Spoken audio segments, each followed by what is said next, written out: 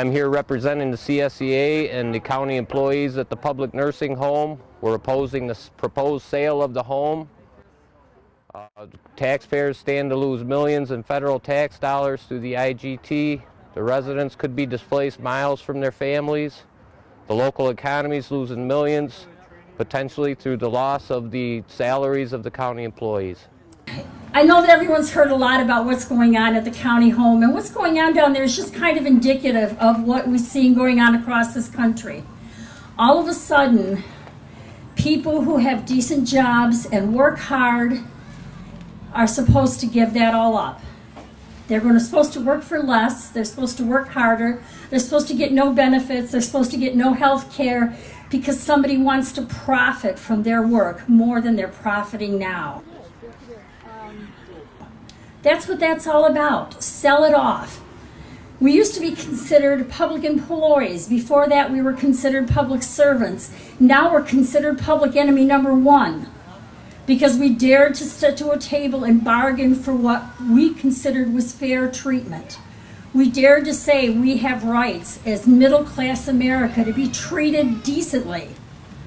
That's what this is about. This is about protecting what we have, standing up for what we have, and saying government and business have to stop treating us like we don't matter. I feel like if we don't do something now, pretty soon we're going to have the rich and we're going to have the poor, and there's going to be nothing in between because they want to continue to push us down. It's our fault the banks failed. Everything all of a sudden is our fault, and we have to make up for it.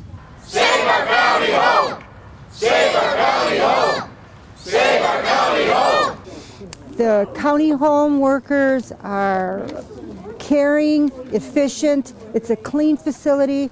I work in the Department of Social Services. I worked in Medicaid, and we never had complaints from families that their parents or their disabled relatives were not taken care of very well versus the private sector. It's just a catastrophe for the county in itself. That's a selling point when you want to move here. I mean, I have family members in that county home, and it'd just be a horrible thing if that happened. There's other ways to save money. That's not one of them. That's the jewel of Chautauqua County, the county home. The federal government is taking care of our deficit by cutting back Medicare and Medicaid, and that takes care of all of the cuts to all of the nursing home, private or county, taking care of all of the care. They're not paying the money back to take care of the elderly all the way around. I've been at the Chautauqua County home for 30 years. I've seen many, many changes, renovations and everything. The one thing that I haven't seen a big change in was the quality of care for our residents. And should the county home become a private institution, I'm afraid that could change. They need to listen to the people, and they need to understand that the people want that home funded the way it is now. It is a first-class facility, and I think people are willing to pay to keep it that way. Quality care is not for sale! Quality care is not for sale! Quality care is not for sale!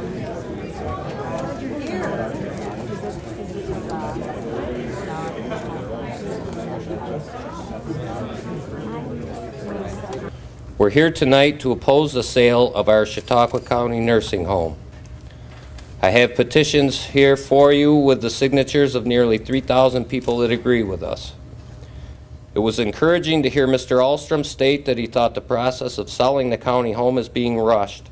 Not only did the county miss out on millions of IGT dollars, millions would be lost to local businesses, and residents of the home could be forced to move miles away from their families. The CSEA and employees want to work towards solutions. The county executive made a commitment not to sell the county home. We would all be better served to address the real burden, state mandates. It was troubling to hear that Mr. Crosscut said he doesn't care about county employees, but we will remain dedicated to our work regardless. When you discuss public safety, please consider the safety and security that Chautauqua County employees provide, not only to the residents of the nursing home, but to the residents and visitors of the entire county through the many, many vital services that we provide, and we do it better than anybody. Thank you. Hello, my name is Reva Byzinski. I live at 616 Brigham Road, Dunkirk, New York. I'm a proud public servant and a homeowner and a taxpayer in this county. And I rise to ask the county legislators to vote no on the proposed RFP on marketing the Chautauqua County home at this time. In 2009, candidate Greg Edwards stated he would not sell the county home. Approximately 280 county workers, full-time, part-time, and subs, care for the disabled and the elderly that have nowhere else to go. This facility is considered a safety net home. How many Medicaid beds would be lost? Private pay can refuse Medicaid. Where would our parents, grandparents, and disabled family members, where will they go? They might have to leave the place they now call home. They get excellent care in a clean and caring environment. If it's privatized, the control over their care is lost. I know Mr. Kruskas has stated that he does not care about the county employees, but how many more decent paying jobs and taxpayers is this county willing to lose? And I also understand Mr. Kruskas was at the residents meeting, and he was talking to the residents that were sitting there, and he said, well, when my farm was doing bad, I had to sell my cows. And you had a resident in tears saying, do you think we're cows? We're treated like cows? These are people. These are people with feelings. This is the only home they know right now. The place they can go because their money has run out. Their retirement funds are run out. Whatever is left out of their little bit of insurance and their Social Security is turned right over to them, and Medicaid has to pick up the difference. Many workers that work there were displaced from other plant closings in the Dunkirk-Fredonia area. And despite what is written in the newspapers and blogs on the internet, these jobs were lost due to corporate greed, not union wages and benefits. I wanted to say that we are county employees and we are taxpayers, and it's really difficult to sit in the Human Services Committee meeting and hear the chairman of the legislature say, I do not care about county employees. It's also something for us to remember that private for-profits have right of refusal for any person. Without a county-run facility, families may have to travel great distances to place and then visit their loved ones. We need to remember that. We would still like to have a completed answer as to how the county believes they can have any control over what happens to the home if it is sold. Just saying we can write it in the contract and then sue for breach of contract after the fact does not help. What would you sue for? If you can't prevent something, then don't pretend that you can.